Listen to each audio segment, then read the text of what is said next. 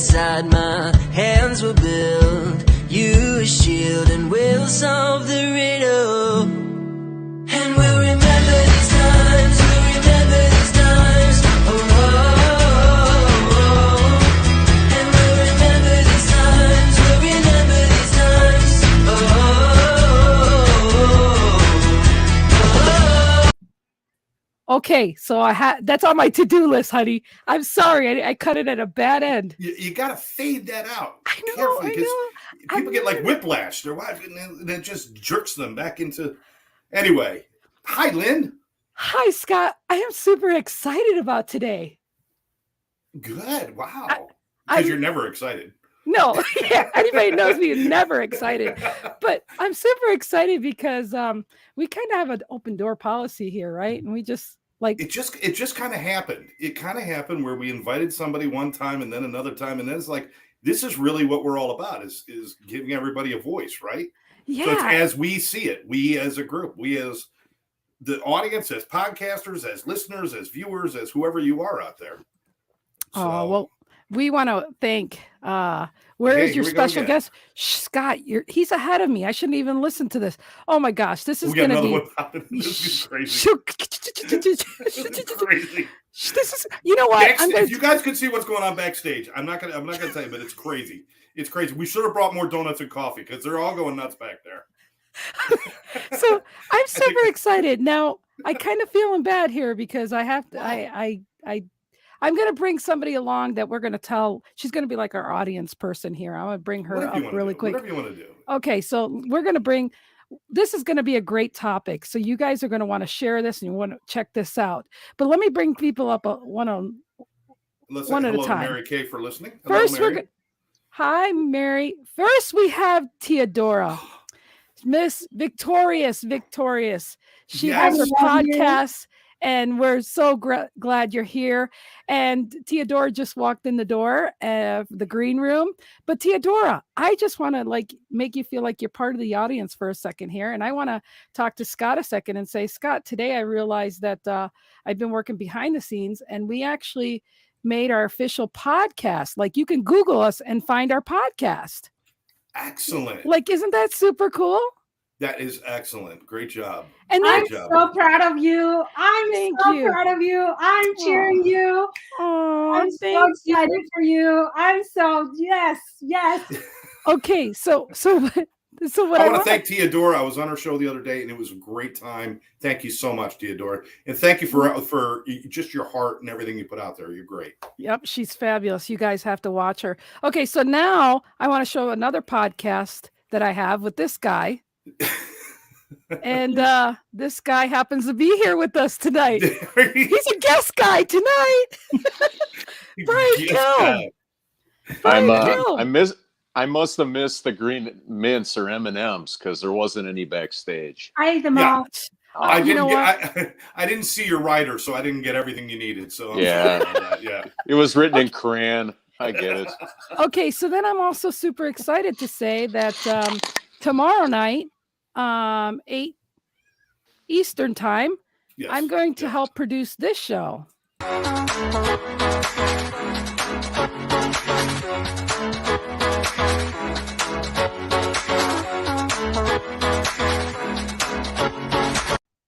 Woohoo, Miss Debbie!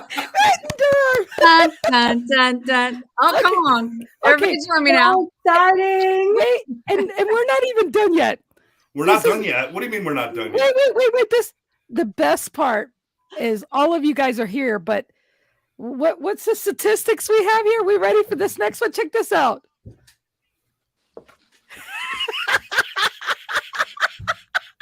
Oh my God.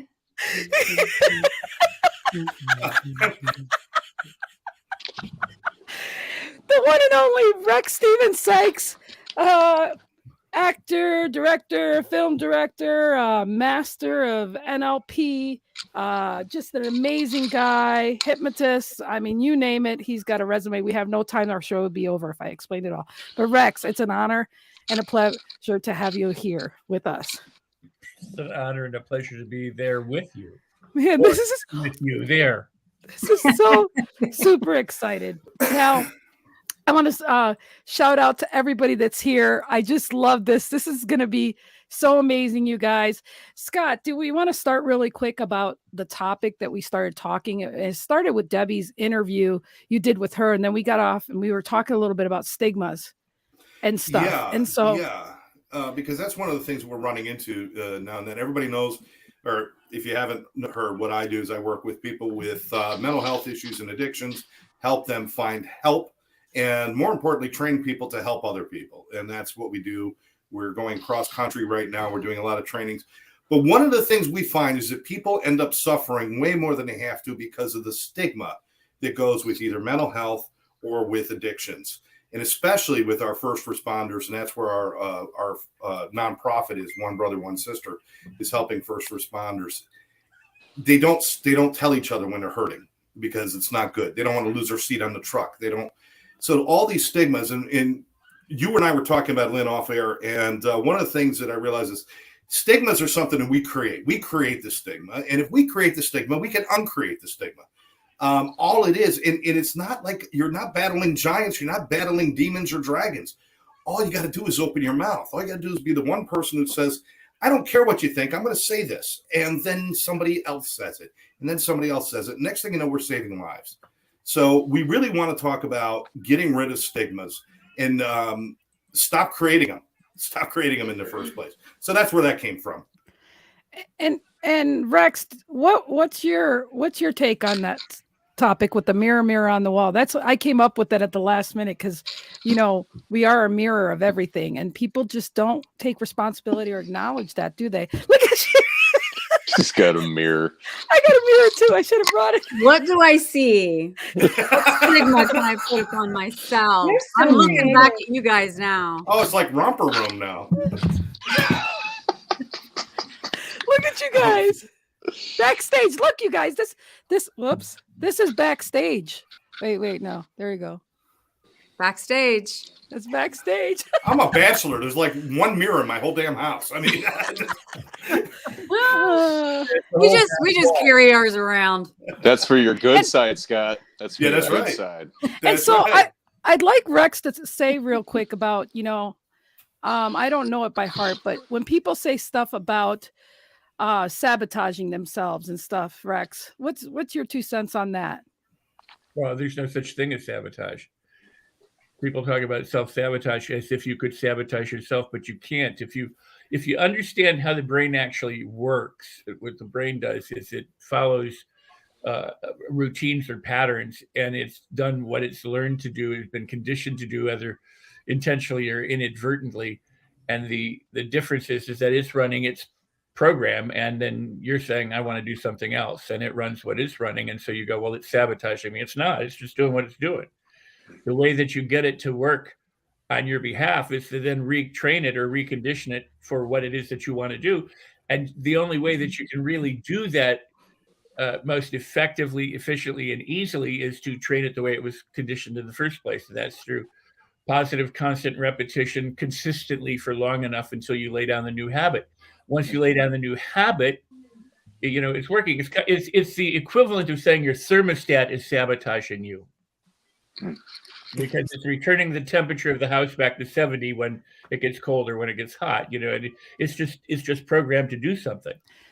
So how can people change the verbiage of, or how can they change their thought from saying, okay, I'm not going to say I'm sabotaging myself, other than saying I'm going to take responsibility for myself and change my thought? What would you recommend? I would recommend just what you said, because if you act accountable and responsible for what's going on, you have the opportunity to change it. If I'm passed out in the back seat of my car and someone's driving me, I can't do anything. But if I'm the driver and I get in and I take the driver's seat, I can drive the car pretty much where I want it to go, if you follow that analogy. So the point is that when you don't take responsibility, it's like throwing yourself in the back seat and say, okay, I'll just go wherever the ride goes. I have no control over it. But when you start by saying, you know what I'm going to do? I'm going to start living as if, even if it's not true, even if it's completely BS, I'm going to live as though I'm responsible for everything. Because at least at that point, and that's not to take blame for things, which is what some people will do. They say, well, I'm responsible for this mess, and so therefore I'm to blame, and then they make themselves bad again. And that's not, you don't want to do that. You want to go, if I've created the mess, I can uncreate it, or I can create something better. And thank goodness that I've woken up enough. I guess that's not a positive. But I'm glad that you can take anything and make it a problem. But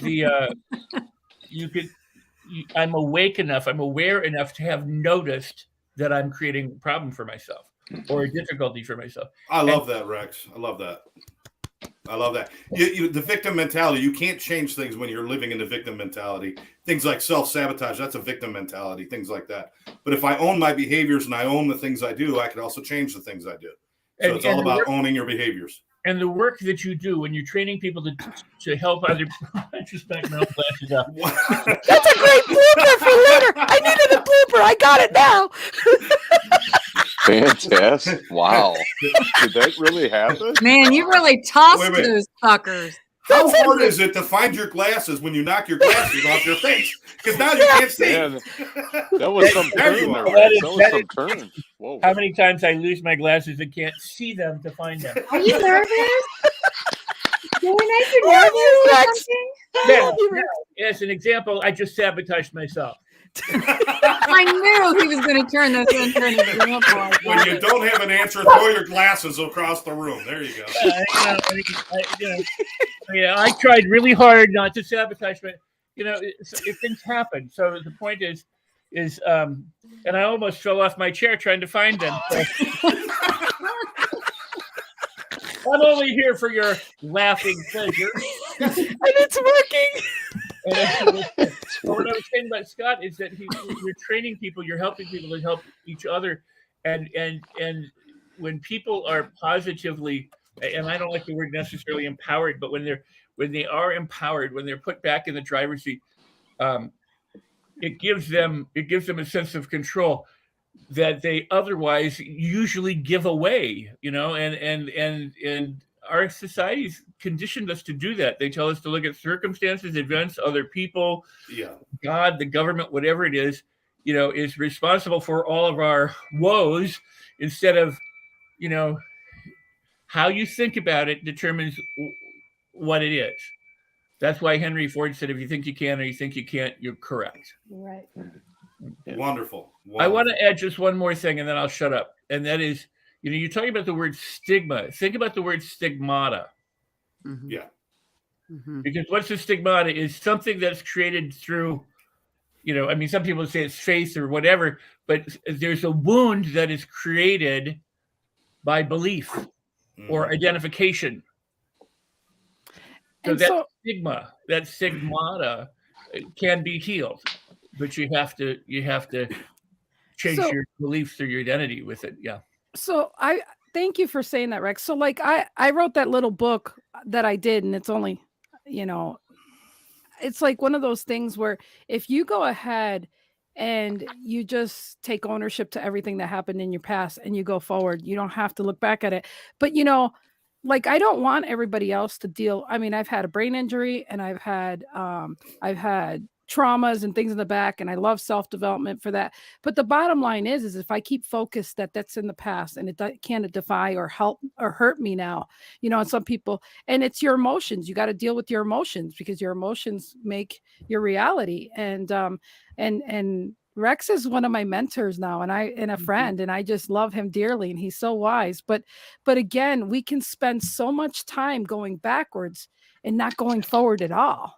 So what's your take on all that, like Debbie and Theodora and Brian's here for only a short time, so I want to get Brian to talk. Brian. Yeah, let's start with Brian. Guest guy. Who's the guest guy? Brian. Let's hear from guest guy Brian. Yeah, the only thing that comes to mind is the two wolves fable or analogy or whatever. Yeah. It's like, which one do you feed, right? Yeah. So it's like look at all the thought process that you're putting in like fuel, right? What do you keep getting fuel to? The fears, all of that, or do you give the peace, the freedom, the fulfillment, and all of that, right? Do you give yourself, which one do you feel most, right? With your mental knowledge, with your understanding, with your thoughts. And it's kind of like just putting mental fuel on the fire is really what comes to mind for me with all of this, you know? And so instead of gas, it's where whatever we put our thoughts into, and then we get into a vicious cycle, right? And then that's when it becomes our world, and we wonder why we can't get out, because we get a dopamine hit when we think about it even more. So it's like, really, in essence, where are you putting your mental fuel? And we have a choice of that, right? And I think the better we get at that, the more disciplined we're like, hey, this isn't where I want to go with this. So you stop, and then you redirect to where you want to put your energy in your mental real estate. I love you, Brian. Love you too. Nicely said, Brian. Oh, You're I mean, awesome. guest guy. Yeah, guest guy. The guest guy, Brian. Kel. With no green mints. Yeah. Can you put that they're in the mail. They're in the mail. Yeah, I know. Yeah. And he picked green, and it's not even Thursday, isn't it? So so it's green on a certain day back in the day. Anyways, we see we're going backwards. Never mind. Everybody's craving M&Ms. Oh man, I'll tell you what, Just these kidding. people. You want to read that, Brian? Sure. Nicole says, I personally never realized I was living with a victim mindset years ago. I kept being open and willing, and things shifted. Sometimes I needed to hear the same thing several times. 100%. Yeah. Thank you for sharing that with us. Why do you think education and content and conferences are so powerful? I mean, I remember Brian Dodge saying many years ago, he goes, hey, you guys are going to keep me in business because you want to know why? The law of it was the law of diminishing intent. If you don't take any action within the next 48 hours, you're going to see me back here again because you're not going to do anything with what you've learned. And Rex speaks about that all the time. He's like, he talks till he's blue in the face. I haven't seen that yet, but he talks and talks and comes out and says, but put it in action. That's what he wants to see, is more people putting it in action and changing the way where they were and where they can be, and not playing that old record, even though we love the old records per se. Yeah. Play an old new record if you have to, right? Is that okay, Rex? Oh, he's muting himself. No, I'm unmuting myself. Oh, okay. Otherwise, I'd be going. It's okay. Guest guy, translate, please. You can read lips. Go ahead. Go for it. There you go.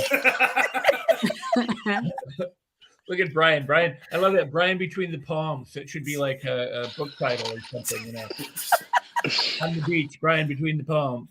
You guys. If I had glasses, I would flip them off my face right now. Yeah. Right.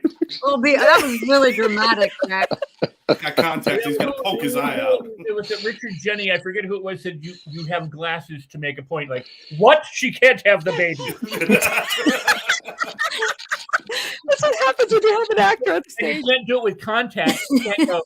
Yeah, not the same effect. But that's somebody else's joke, just so you know. Oh my God. You guys are so much fun.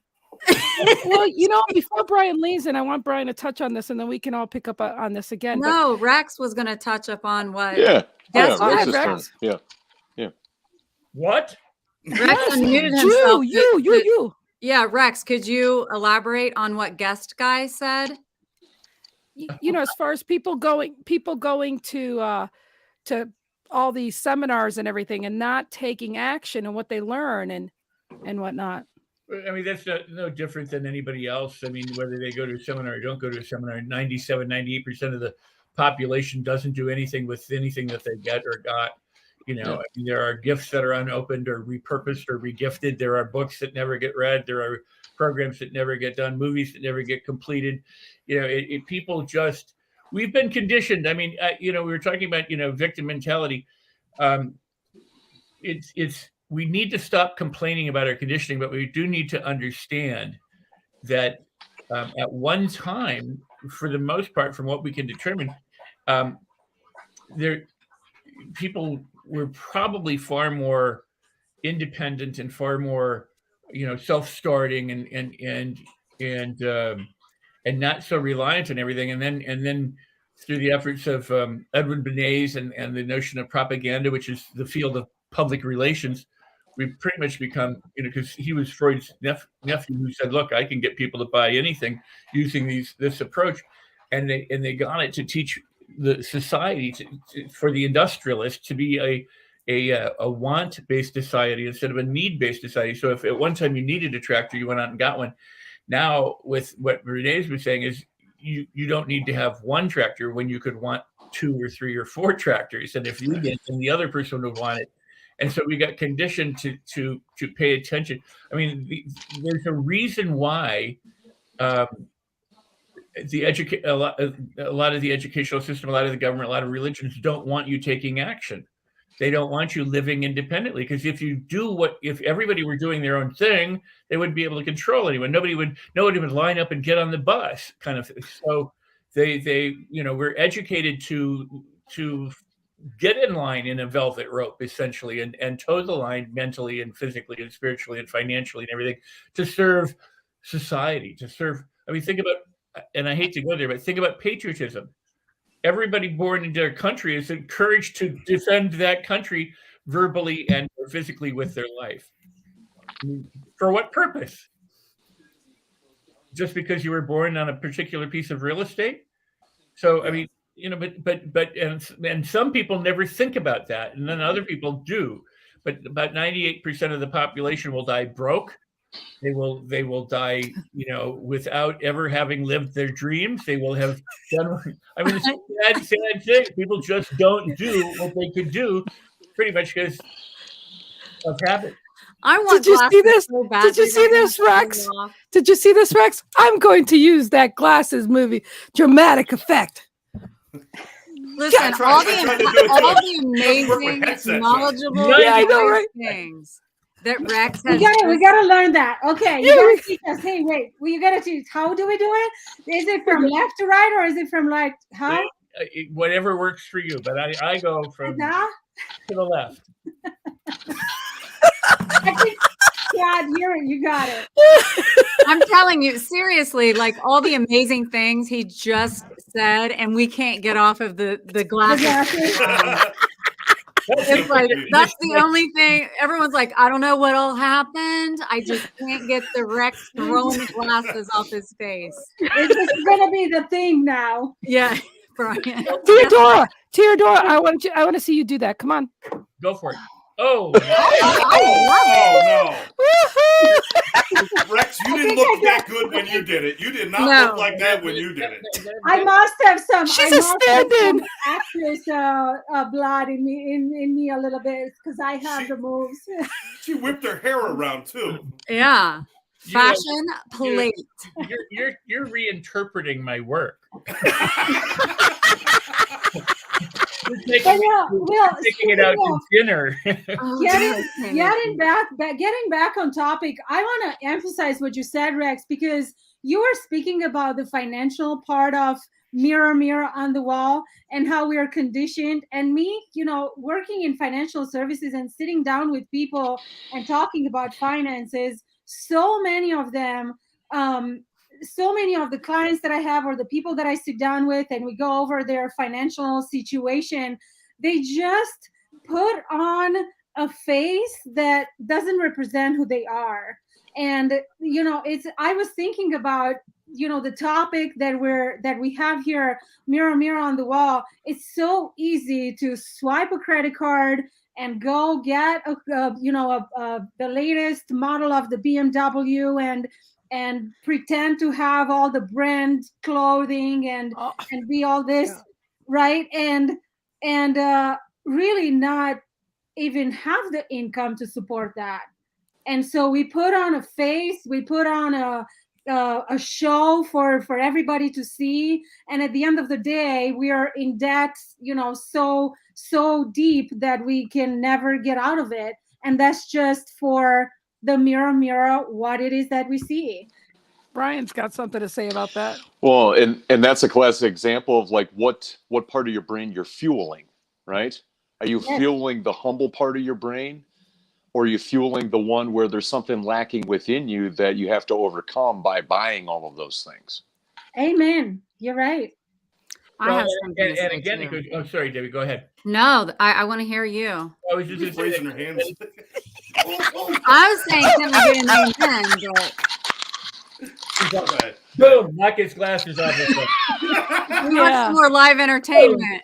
Hey, and for the people out there listening to us on podcasts now, Mr. Rex Steven Sykes has been like taking his glasses off, and he can describe it better than I can. But he's been taking. Rex Steven Sykes has been taking his glasses off with aggressiveness and throwing them on the floor. Emphasize. Blown away. Blown away. If only you could see this now. So where were we? What day is it? Where am I? Well, he knows where his glasses are now. That's a good thing. Debbie, where were you going to go with all that? Well, it triggered something when I was listening to Teodora, actually.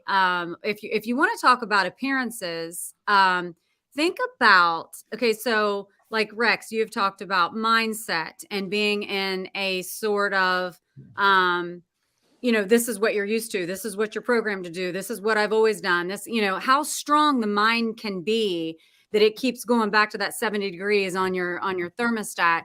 And, you think sometimes, oh, I really wish my mind would be strong enough to do the good things. And it is. But when it comes to appearances, think about the people out there who have body dysmorphia by looking in the mirror. And they see this very thin, slender body as being fat, okay? They truly see an obese person staring back at them, and then they get to be a bag of bones and still feel like they can't eat because they are overweight. So if you think about what you see in Mirror on the Wall, if our minds are that strong that you can starve yourself because you really do see a heavy person, think about if we reprogrammed ourselves to see a beautiful human being regardless of what we saw in the mirror. I don't know. It made me think of people with anorexia and how, what do you say to that, Rex?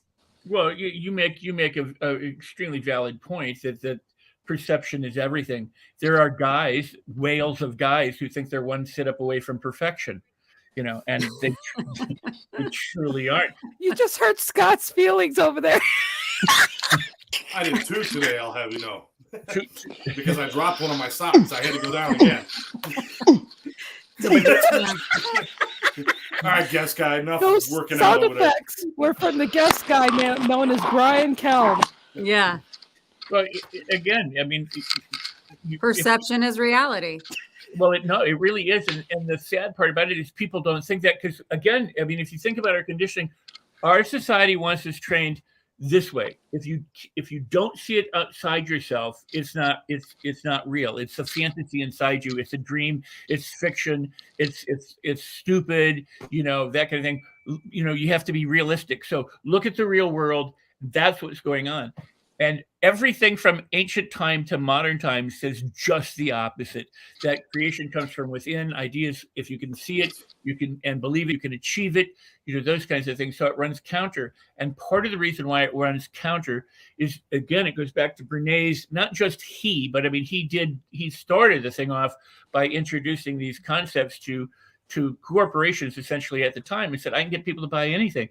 So, we were convinced that we have, flaky hair and bad teeth and smelly pits, and the clothes we have and the shoes we have aren't cool enough, and we need designer jeans. I mean, everything has evolved. So so people have been led to believe that they're not adequate in any way, shape, or form.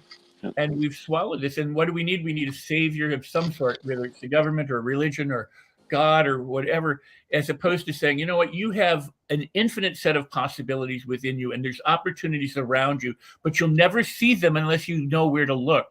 And you have to recognize your own talent and know your own, that you're resourceful to be able to take advantage of any opportunity. And anything that's a hardship or an adversity has within it also that, as Napoleon Hill would say, is the equal seed of opportunity or equivalent opportunity, meaning you never have to live the way you're living if you choose to be different. And as Brian pointed out, what are you feeding? And most people continue to feed the sickly wolf or the sickly dog within them, instead of going, you know what, I don't have to feed that dog anymore. I'm going to start feeding this dog. And if they did, and they did it consistently, correctly, repeatedly for long enough, they would then have a new healthy dog, a new healthy outlook, to be able to live from. So, but it is the most powerful skill, the most powerful talent that you have is your imagination.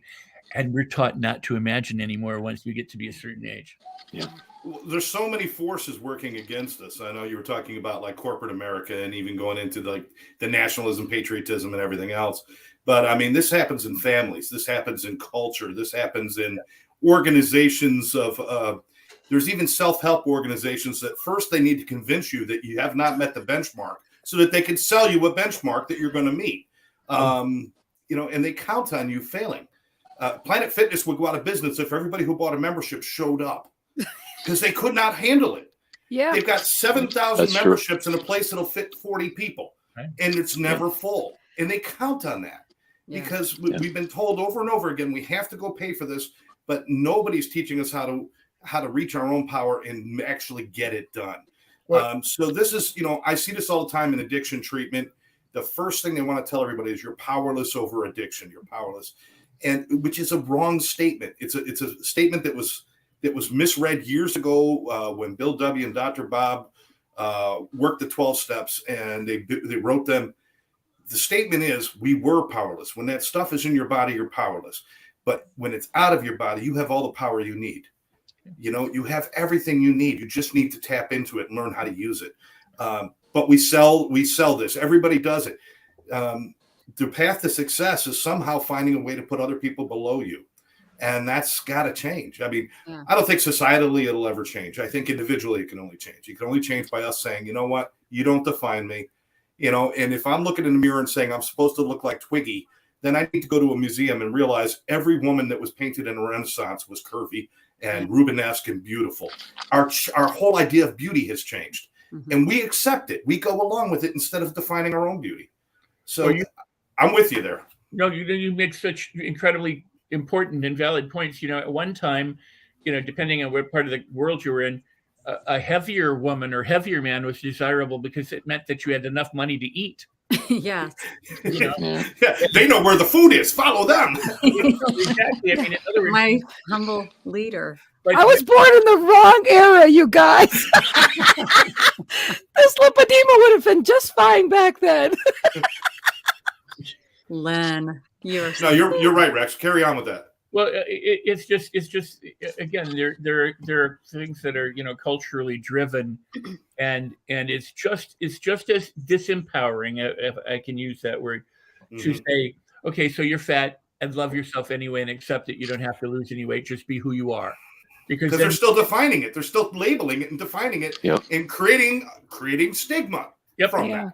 Yep. And so regardless of what it is, you are perfect however you are. And if you want to change it, then go ahead and change it. I mean, it's because if you have the will, if you have the desire to change, that's truly rooted in you, not in everybody else's opinions or what you think you should be, but you have the desire to change, then maybe you owe it to yourself to go ahead and change. So if you feel like you should lose weight or gain weight, fine. But let's not, the biggest problem that what you addressed is so true in our educational system, in our religious system, with addictions. It's so true with therapy, is that it's because we have a remedial model of medicine and psychology.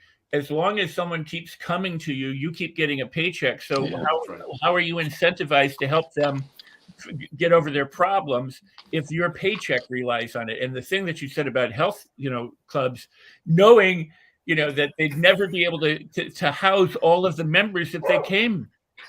You know what? We should start a day. You guys on this podcast, we should tell everybody to show up at the gym the same day, and they're having a party and see what they. You know what? They don't have the fire department over there. Scott, you should talk. It's like this. You got people sitting home saying, "Wait a minute. Which one do I go to? I joined 3." Ooh, let the dogs out. Are you looking for your dog, Rex? Yeah. Take off the glasses, you'll see better. At least his glasses are down. Take off the glasses. Let your dog know you're serious. Like I could go out there and sniff them out.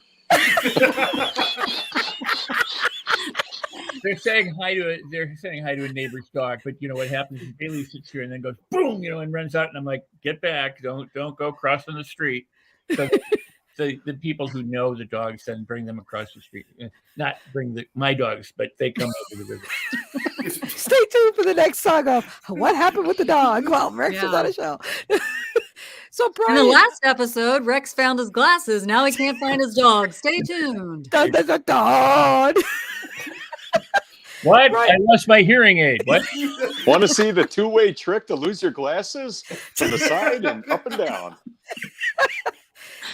Brian, I know you got to get going and going. And stuff, and so. Well, I want to say something else. We look like the Brady Bunch: 3 girls, 3 boys. Yeah, that's right. We do. Look at that. We got to take one picture. You got to look down at each other and point at each other. And I was gonna say we got to sing the song. We got to go.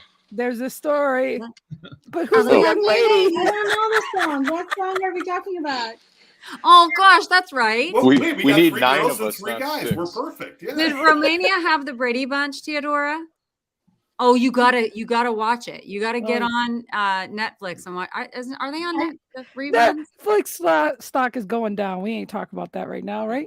No, but I was going to tell you. Speaking of culture, when I grew up and I was born in Romania and I grew up in Romania. And speaking of the cultural difference, right?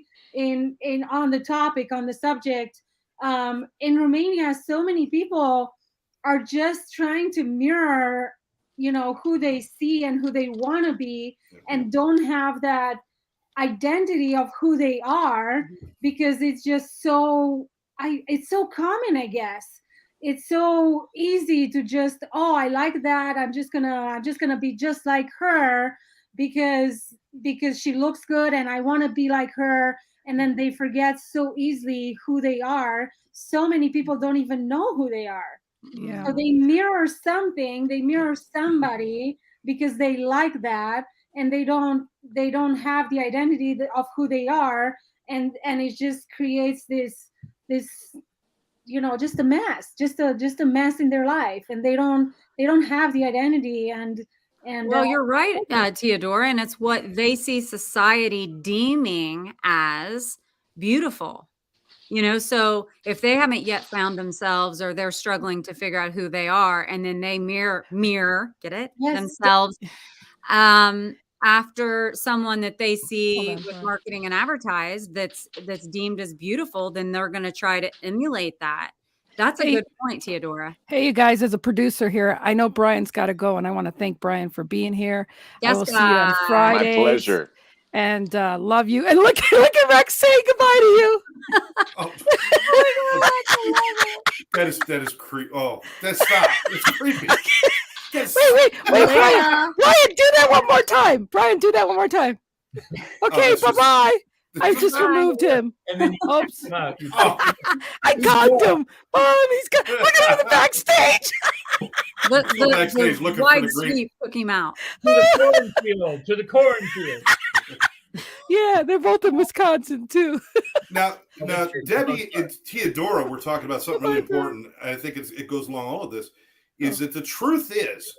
Truth is that Lynn, Teodora, Debbie, you've suffered more of this than Rex and I will ever know, because being female number 1, being moms number 2, being wives number 3, you guys got all these roles that you fit into, where we're almost expected not to fit the role, or to break a rule, or to do those kind of things. But you guys aren't. I mean, so it's a whole different animal for you guys. I don't even pretend to understand. I mean, I'm one of those guys that's like, yeah, I understand the female situation, but I don't. So maybe you guys could share a little bit about that, how stigma has really affected you guys. Yeah. I'll let me share something with you, and my daughter would be fine with it. So at around 6 years old, she started getting these really large white patches on her skin, and it started on her legs. And I took her to a couple doctors. Finally, what they realized was she has autoimmune disease called vitiligo. And so her immune system attacks the pigment in her skin, and it creates weird, like odd long spots on her body. So, and it's a progressive disease and there's no cure. Of course, I got on every lab, took her to every doctor. It's just like there's no cure. There is a model that's African-American, I believe, that has it. And it's very noticeable on her with the differences in her pigmentation. So my daughter had this, and it just kept overtaking more parts of her body. And so in her teenage years, especially when she began to get even more self-conscious of the way we looked, and our society kind of pushes that in every magazine, television show, everything, right? It was like, it made her look different, and it made her a little uncomfortable, and people would be like, is that contagious? And they, some people weren't really that nice about it. And so being a female and we're wanting to be beautiful, which is what does society consider beautiful? Beautiful skin is one of the things. Well, let's just fast forward to this day. She'll wear shorts. She doesn't cover it with makeup any longer. She owns who she is. She loves herself. She's beautiful. And it's how do you get to that point? And I want to be really open and honest here and say, as a mother of a daughter, I learned a lot about myself through this because I didn't want her to have that. I wanted it to go away, not just for her, but it upset me that it was on her. As a parent, you don't want your kid to have anything wrong with them. You think you can fix everything. And it was very upsetting to me to not be able to fix this for her. But I gotta say, with the way, and I don't know if it's part of her personality to be a strong person, but I would like to think that her dad and I also gave her the tools and the support that she may have needed in those growing years to say, you're beautiful. You have so much to offer and whatever. And so so I just feel badly for people who may not. I think as human beings, and Rex, I kind of feel like of all of us here, you're the one that knows more and you've studied more about human behavior and, all of these things. But I believe that us as human beings, we're not meant to go at it alone. And to some degree, we need other people as a support system. And I always thought, gosh, what about all these kids that have different things wrong with them? And especially, I would have never wanted her to have something that was going to, harm her and take her away, like cancer or anything. But this was like a lot to take on, especially with the daughter. But what about all the other kids that may not have that support system at home, whether it's this disease or something else?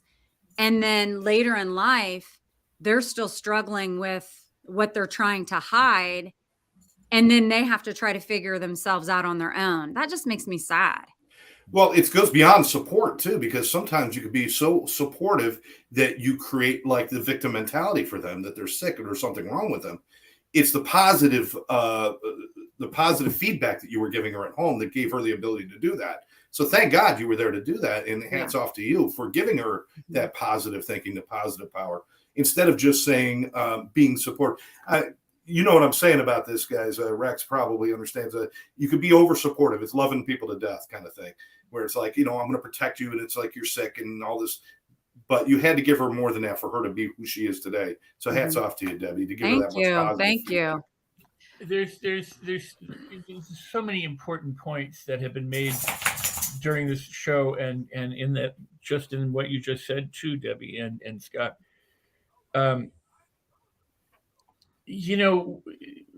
We've grown accustomed to labels and to wearing labels and identifying with certain aspects of a behavior.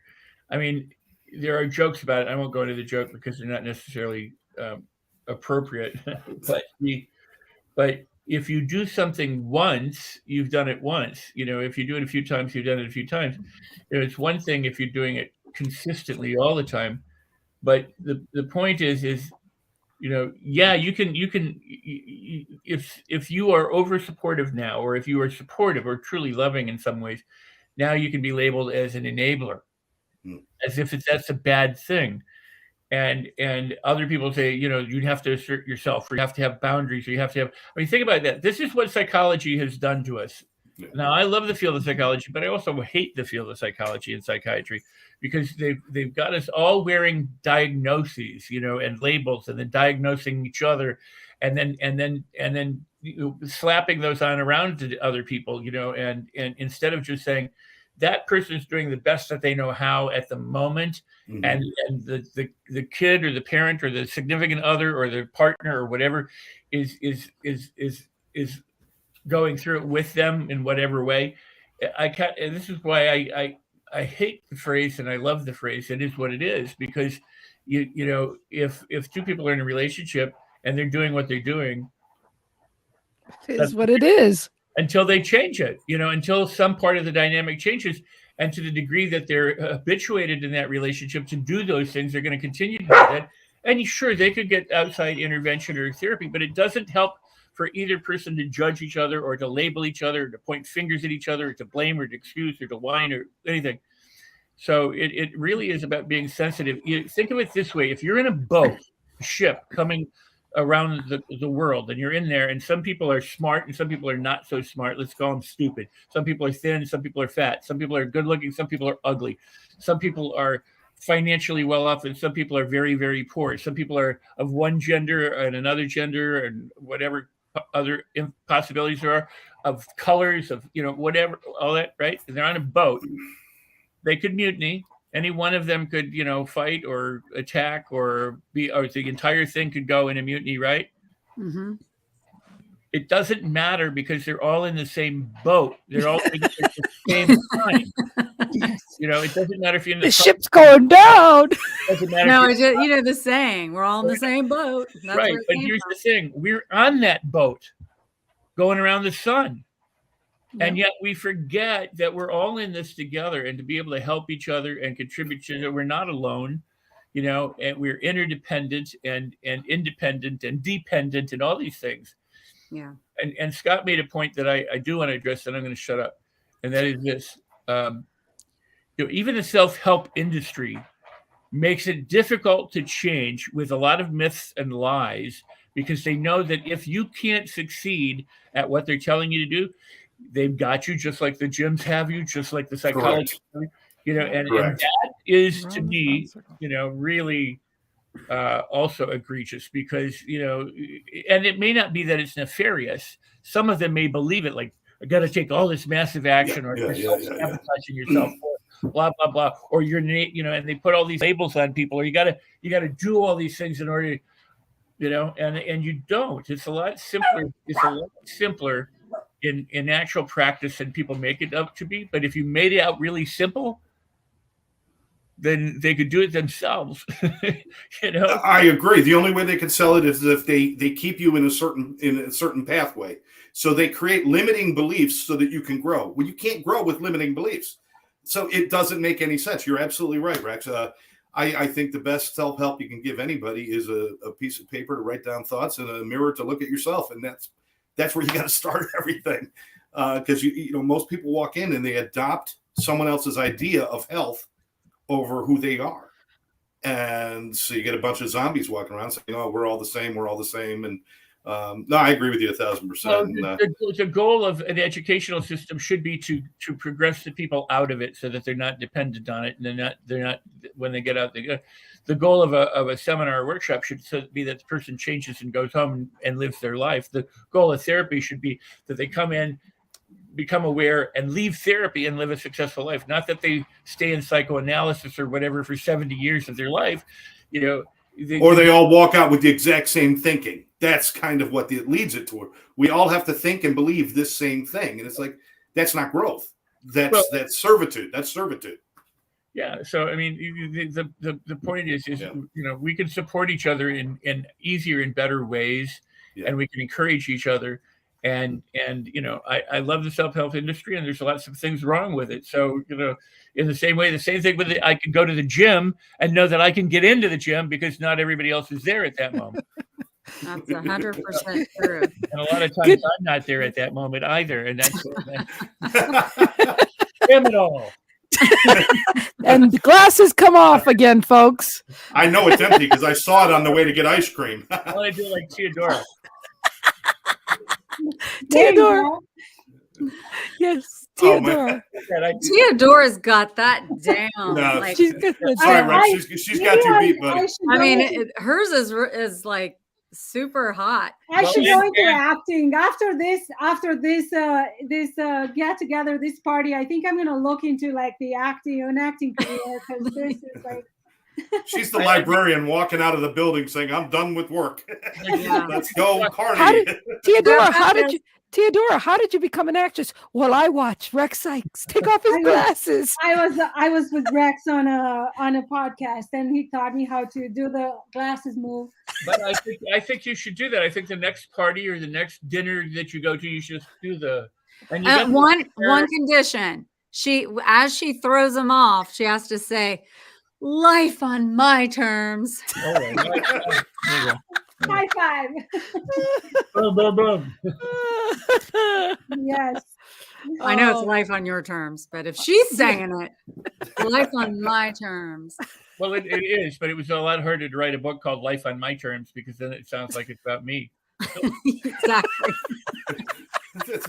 Life on Rex's terms. Yeah. I want to acknowledge something, you guys, because we talked about growth, and we talked about, how important and how much we grow, and I just want to acknowledge Lynn and how much she came, how far away she came with discovering her the condition, and I just want to tell you, Lynn, that what you did and how you got interviewed by Debbie and putting the video out to the world, that was incredible growth. And if we talk about Mirror for being on the subject here, where you come and how far you came with where you were, Lynn, that is so impressive and so honorable and just so incredible and so victorious. Oh, well, thank you so much, you guys. Rex has been a support behind the scenes for me since December, when I got diagnosed and didn't know what's going on. But, I feel and know all this stuff, and I know better. And Rex keeps me, on the right and narrow with what he's teaching me in the NLP and all that. And I'm going to be taking Scott's course here soon for the intervention, addiction and all that stuff. So I'm really excited, and I have friends like you guys. I have so many friends as supportive and stuff, but it's a shame that I knew something was wrong with me. And I mean, one leg was bigger than the other, and I'd had problems, but I always just felt like I was telling excuses to everybody, because that's not who I was. I would always be in the gym for 4 to 6 hours a day, 2 in the morning, 2 at night, or whatever. And so the thing is just learning to forgive myself, accept myself where I am now, and know that,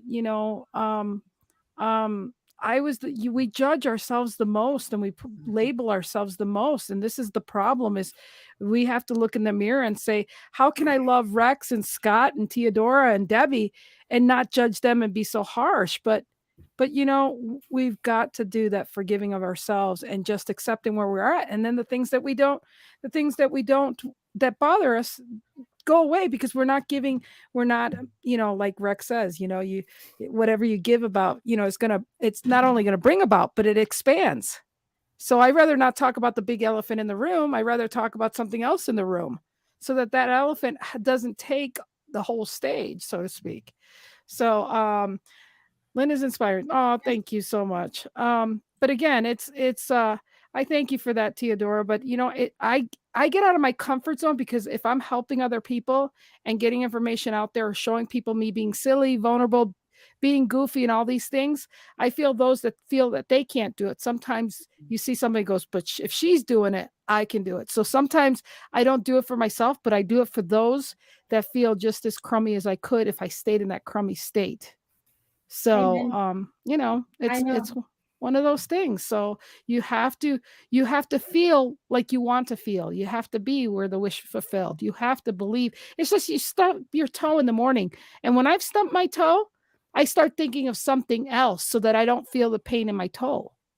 I'm like, okay, this is, and it really helps, and it really does go away. I mean, Scott, is there something you wanted to say? Oh, no, I'm excited. Lenny, you're I'm always incredible. I'm just sitting here thinking thank you. To have this group of people talking this openly about change and about ourselves and about changing our perspective, if you will. Yes. We've all had, and everybody has a different battle. You know, yours is with, you know, your health condition that you're going through right now.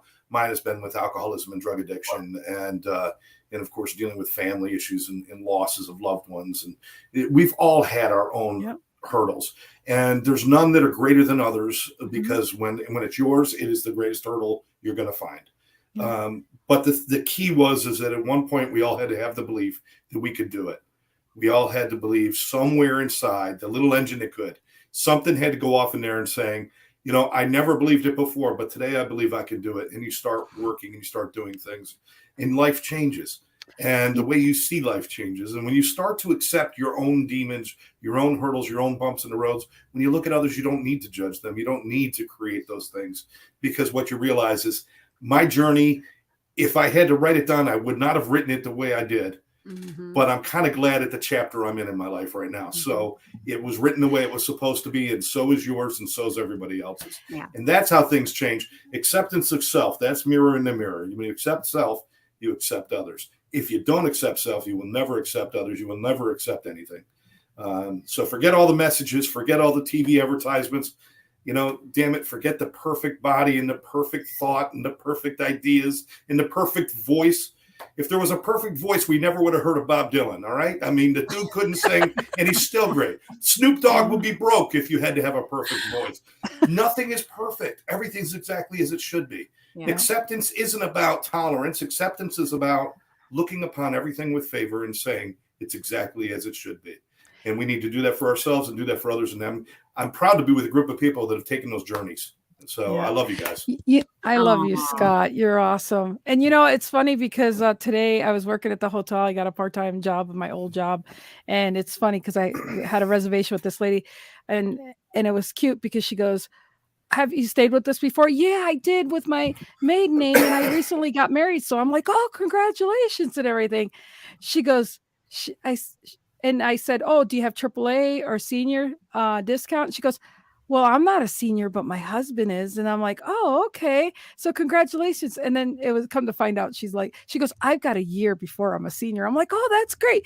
And I said, well, I'm so happy you're married. And she goes, I waited all my life, and I finally married the guy that I dreamed all my life. And so it was the sweetest thing. She's 57 years old. I said, thank you for giving me some hope. Bye. So the point of the story here is that sometimes when you think you're waiting for something that you're waiting for, you got to realize that you get little reminders along the way that other people have joy that they've waited for too. And if you just sit there and you're just waiting for boiled water, you know, I mean, have you ever tried to sit there and wait for the water to boil? It ain't going to water any faster. I mean, do something else. It's the same difference, you know? So again, you plant those seeds and you don't know when they're going to come to fruition, but you've got to plant the seeds because the weeds grow too, you know, and the weeds, if you don't take care of the weeds, it's going to kill your little seeds. Gosh, let me just share this because I did share this. So about weeds, and I just posted a story about weeds. No, oh gosh, we're not going to. That's a whole other show, people. No, this is taking a turn. This is mirror on the wall. And going back to Rex saying, you know, perception is reality and all of that. But my grandmother from the hills of Kentucky moved to Ohio when she was older. Anyway, Southern roots, big time, beautiful little Kentuckian accent. She would say, oh, look at those pretty little flowers. And I'm like, those are weeds. Those are weeds. Those are the purple little weeds that my mom would like pull out of the yard. You know, she'd want a perfectly green lawn. And she would say, oh, they're so pretty. Well, they are pretty. I mean, now that I look at them differently, they are weeds, but they're beautiful. They're lavender. And, you know, she always had a way of seeing beauty in everything. But I think because I've been predispositioned to believe that's a weed, that's no good, rip it out. I love strawberries. I mean, I'm going to be honest, I still don't really want them in my yard, but the point is they're cute, they're pretty. Yeah. Yep. Perception is reality. How do you see these things? What did you say, Rex? I just said, why don't we like dandelions? Well, Yeah. and hey, I love strawberries are a weed. I didn't know that. You didn't Are they know? really? What do you mean? Strawberries are weed. Yeah. That's what I was told. Like, I still. That's the closest thing. That's the closest thing I ever came. Holy shit! Everything we did today, that's like the big oh wow moment. Strawberries are weeds. We're simple people. It's very easy. Well, I think it's time to go now. I think it's time to let Rex talk again so we can hear some sense. Hey, wait a minute. This was a what moment? They're not done. This is like what? Theodore, you gotta send Rex. She's got to send Rex a check for that acting lesson. I mean, she's got it. She's got it down. I think it's time for final thoughts from everybody, Lynn. Yes, I think so. I would add, I just add, I'll say mine right here. I would add that the work that each of you do and does is vital and it's important, and there's a reason why you're doing it, and there's a reason why it's needed on the planet, and you're doing it at the right time, and you know, we're lucky to have that and have you as an expression of that. You know, too many people, you know, we talk about living your purpose, you know, or you know, perception is everything, or I just, you know, I'll scroll through Facebook, not so much, but LinkedIn, you see a whole lot of very inspirational videos a lot of times on LinkedIn, you know, and I'm not trying to push a platform because I don't really care about either platform. But when I'm having to scroll, yesterday I saw one with this gentleman in some jungle community where he didn't have any arms, I mean, literally at the shoulders, and he would pick up big logs and stuff and like this. I saw it. But yeah, right. And then he would roll around and do all this stuff. He was using a hoe to dig holes and everything else just by holding it between his shoulder and his chin, right? And you go, gee, you know, I mean, I could have been born that way. Would I be that enterprising? Or there's just one guy who has no legs and he's walking across mud, you know, using kind of like, I don't know, little platforms or something, you know, with the stumps of his legs. And I go, there are so many people who have been born. There's the motivational speaker, I can't think of his name. No arms, no legs, you know. Yeah. But they don't let it stop them. You know, they go, this is who I am. This is what I have. I'm going to make the best of it. And you know, like you know, Michael Workington, who was my first guest on my show, you know, was paralyzed at 23 as a quadriplegic from falling, you know, 3 stories, you know, and decided, you know, life is too short to be, you know, sad and stuck in bed. And he became a very successful financial advisor, and he travels the world helping people in a specially outfitted wheelchair. And he said, you know, it's also problematic because he gets to like Italy or something and he blows a tire on his wheelchair. It takes forever to get a new thing sent to him and everything.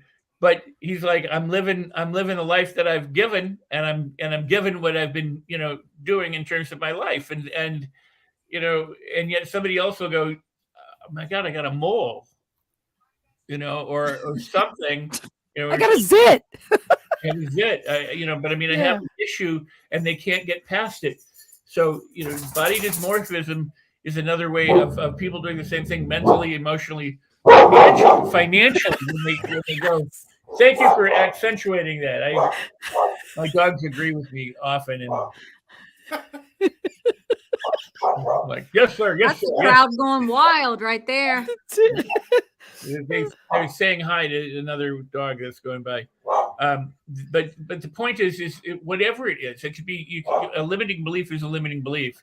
Yes. A distortion of your inner reality or outer reality is still a distortion of the reality. So it's understanding that perception is everything. And if you want to feel better about yourself, then there's some things that you can do to feel better about yourself. You don't have to not feel better. You can feel better. And the probably the best way to do it is gratitude and appreciation for yourself, and what we did a lot this evening, and that's laughter. Because if you can laugh at yourself and laugh at the circumstances and laugh at situations without it being, an insult, I mean, I'm not saying you're laughing at somebody because, but when you can genuinely laugh, your problems tend to go away. Yeah, absolutely. Rex, you're the best. Thank you so much.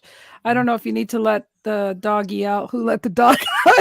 Rex let the dogs out. Rex, I love you very much.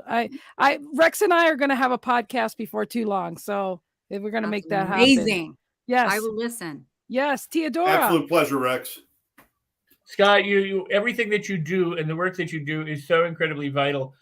My guess is that's why you're here on the planet. You were born for this, and you did everything you did to be who you are today. And the Hindus tend to believe, different sects of them, that God is just playing hide and seek with herself or himself or those selves, by showing up as different expressions on the planet, forgetting who they are as source, as of God, so that they can rediscover that again through however many lifetimes or through whatever experiences. So, the divine is here, and it lives within each of us here, and each of you, and each of all the listeners, and just recognize that and go, you know what? It's good to be alive. Thank you, Rex. I think we should end it there. How can you ever say anything better than that? I want Rex to tell everybody real quick, and to mostly tell Scott how what your background is real quick, because he's done NLP and stuff, but like you were right there at the forefront. I mean, if you'd share that, because you're not only a master, but you are a legend, and you've helped many people that other people see as motivational speakers and have done things. Joe Vitale. I mean, there's just a bunch of people that are just very successful, and accredit you to it. So I really would like you to explain that to Scott. Well, I appreciate that. Well, thank you. I mean, NLP is just one of a number of things that I do. I've gotten known for that, and been doing it for about 42 years. And it's great. I love it, but I do a lot of other things. First and foremost, I'm a father. That to me is more important than anything else. Of two now adult children, and I truly adore and love them, and my girl companion dogs. So but the for I started my journey when I was 6 by having my mom read Bhagavad Gita and Khalil Gibran and Napoleon Hill and a bunch of books, and I just spent my life studying and meditating and exploring. Whole brain learning and accelerated learning have been big. Hypnosis. When I was 11, I got my dentist who was a hypnotist and a stage hypnotist to teach me hypnosis. So I've been exploring the realms of the mind, and I've lived in ashrams and everything. It really doesn't matter. And I write about some of it in my book. But the point is that. Wow. Sing it to us, Rex. Sing it to us. Testify. Hold on, I got to put on my tube socks and white button up. This is your intro, Rex. This is the intro to your. The universe provides, you get the dogs punctuate or some music from the heavens comes down. It's all orchestrated. It's How cool would the world be if we could all walk around with our own theme music wherever we went? If you ever have the chance to see it, I believe it was an HBO special. Hi, Bailey. Hang on a second, my darling. It was called Platypus Man by Richard Jenny. In fact, that's the show where he rips off his glasses. Yes, I remember that. Right, and he's like, imagine if you had your own theme music, and you came out because entertainers always walk out to fanfare, musical fanfare, and he goes, imagine going to the kitchen where they're going da da da da da da, you're going to the bank and it goes da da da da. You'd have your own. It'd be a whole different life if everywhere you went you had a band play for you. My fear is I'd want Magnum theme, but I'd probably get Gilligan's Island playing behind me. Which is you can. I grew up skiing, and I loved. I was a teenager when on Her Majesty's Secret Service came out. If you remember that with George Lazenby.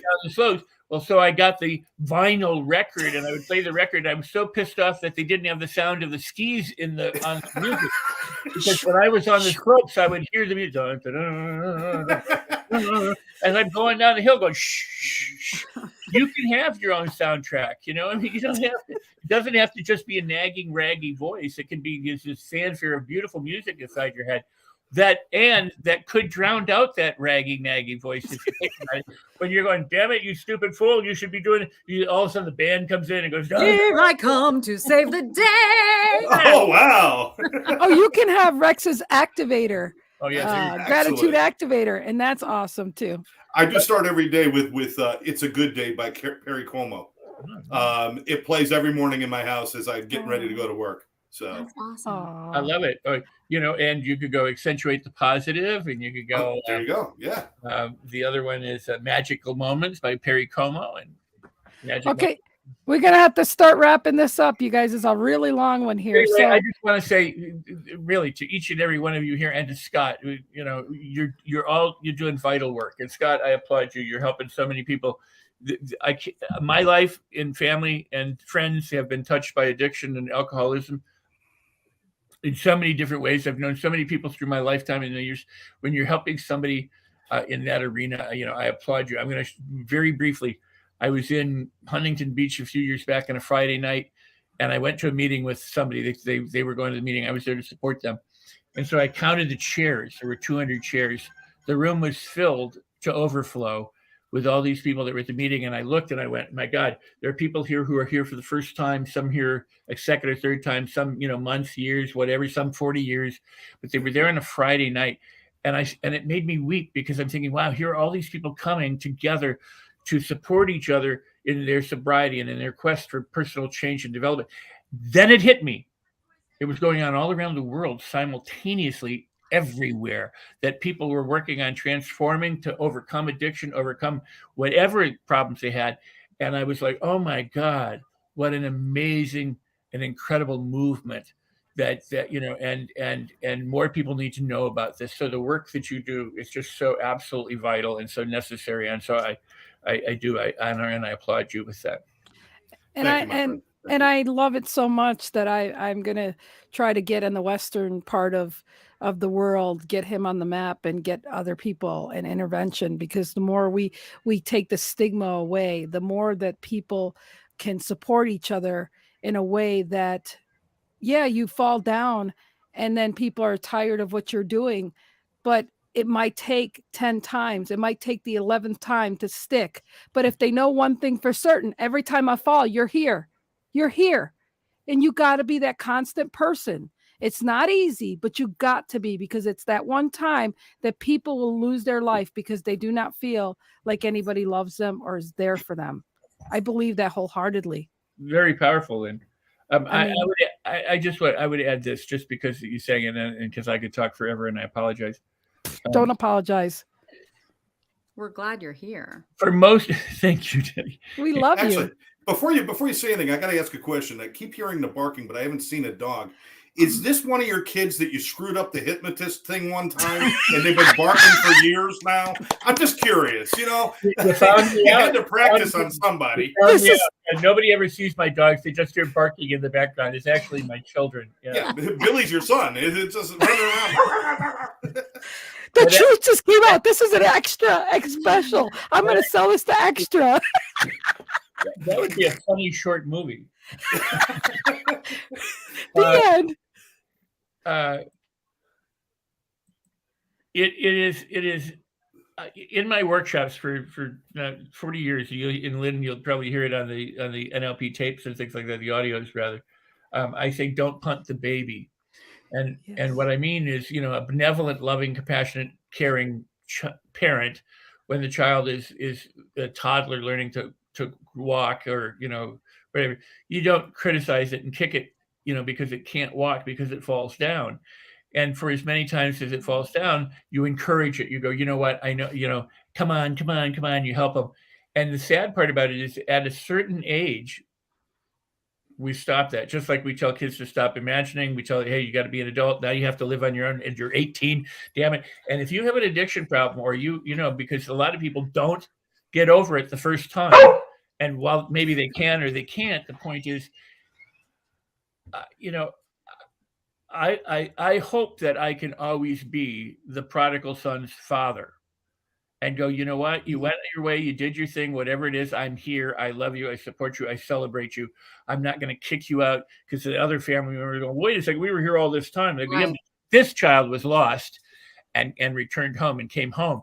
And so the people who are struggling with addiction, they do need support. I'm not going to say how they need to be supported, but I'm just saying they need the support and the encouragement, and people say, well, you got to tough love them. You got to cut them.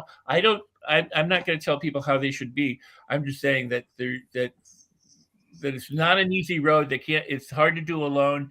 And I know that if somebody's feeling bad about it to begin with, stomping on their face about it's not going to help them anymore either. And this society does not get it. They criminalize it. They penalize it. They do all sorts of things to not help people or be helped or seek help because of all the fear or repercussions. So Thank you for the work you do. Yeah. And again, this is why I feel it's really important. And Teodora, let's go to Teodora. Teodora. Well, as a see you later, you guys, it was such an honor to be. Are we doing it? Ready? Do it. All together now. 1, 2, 3. Just had to get one more of those. Teodora wins. She wins. Now watch. You're going to see that she's going to do a reel. They can do it with the headphones. They got to go. Yeah. Oh, here we go. Ready, Scott? I tried. You guys are so much fun. No, what I want to tell our audience as a takeaway from our conversation, from our discussion, from what we try to say here, is that really when truly honestly, when you look in the mirror, no matter what you see, no matter what's the reflection, I really encourage you to accept it, because when you learn how to accept that, it's sexy, it's attractive, it is empowering, it is victorious, and it's just going to bring you to a level of success that you never had before. I love it. Yes, yes, fabulous. Debbie. Speaking of fabulous, find Da-da-da. your fabulous Miss. Final thought. Debbie. Final thought is, I love what everybody said. Listen, I am just so happy to have been part of this. I've learned a lot. I really don't want to say anything else. I just appreciate I hope this helps so many people. And it'll be great when this show goes to the stars, because a lot of people are going to have some input on this. And I believe that. I believe that this is going to go a lot of places, and it's going to help a lot of people, and there's going to be a lot more conversation in the future.